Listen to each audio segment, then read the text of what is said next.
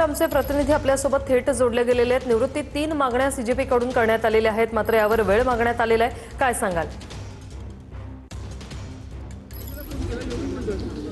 नक्कीच आपण पाहतोय की गेल्या अनेक दिवसांपासून जंतर मंतरवरती सीजेपीच्या वतीने जे आहे ते या ठिकाणी आंदोलन सुरू होतं। काल आंदोलन जे आहे ते आक्रमक पवित्रा जो घेतला होता, संसदेमध्ये जाण्याचा प्रयत्न जो आहे तो अनेक आंदोलकांनी केला होता आणि त्यानंतरचा आजचा दिवस आहे।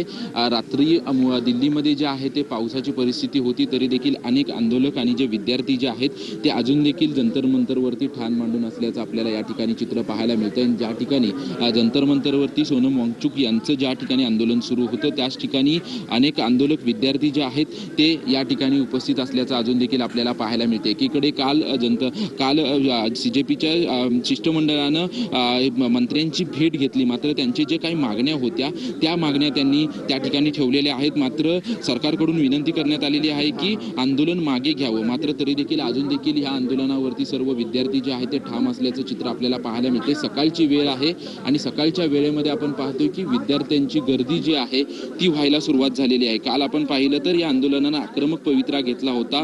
संपूर्ण दिल्लीमध्ये आपण जर चित्र पाहिलं तर दहशतीचं चित्र जे आहे ते संपूर्ण दिल्लीमध्ये निर्माण झालं होतं। ठिकठिकाणी आंदोलक जे आहे ते संसद भवनामध्ये घुसण्याचा प्रयत्न करत होते।